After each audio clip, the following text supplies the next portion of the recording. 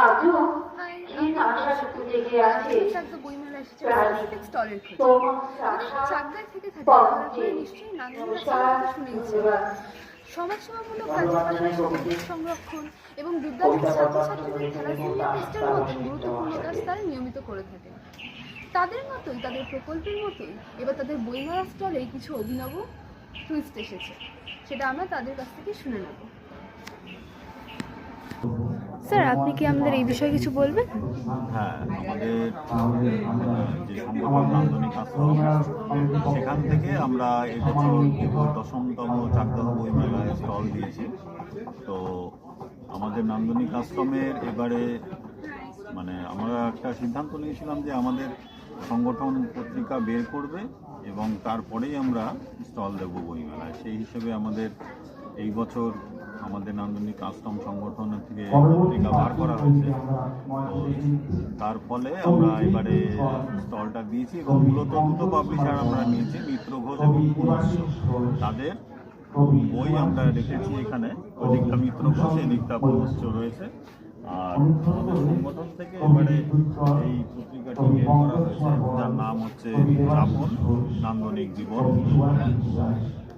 তো এই বইটিতে আমরা পত্রিকায় অসংখ্য ভালো ভালো কিছু মানুষের সাহায্যে এই পত্রিকাটি গড়তে পেরেছি।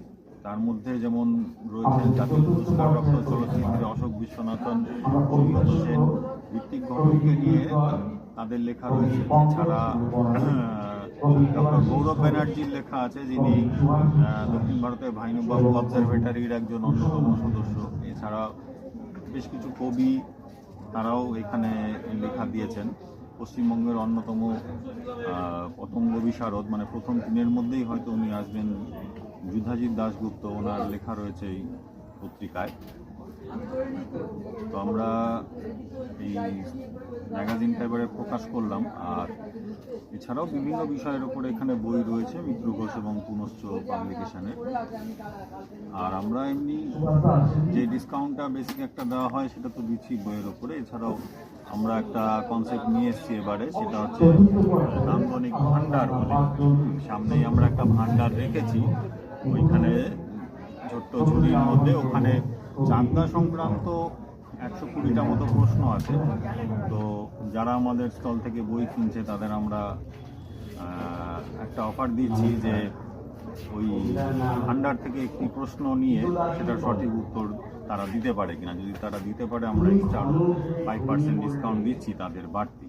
এটা করার আমাদের মুখ্য উদ্দেশ্য হলো আর কিছুই নয়, আমরা ডিসকাউন্টটা ফ্ল্যাটই দিতে পারতাম যে চাকদা সংক্রান্ত, আমরা চাকদাবাসী, চাকদা সংক্রান্ত প্রশ্ন এবং তার উত্তর বা যে অনুসন্ধিৎসা সেটা জাগিয়ে তোলা মানুষের মনের মধ্যে, এটাই প্রধান উদ্দেশ্য আমাদের। তো আশা করছি সামনের বছরও আমরা আমাদের পরবর্তী আরেকটি পত্রিকা বা যদি কোনো বই আমরা প্রকাশ করি সেটা নিয়ে আবার বইমেলায় আসতে পারবো। এবং সফলভাবেই চলছে আমাদের এবারে বইমেলায়। Thank you sir. কবিতা পাঠের জন্য অসংখ্য ধন্যবাদ জানাই নান্দনিক আশ্রমের এই অভিনব উদ্যোগের জন্য।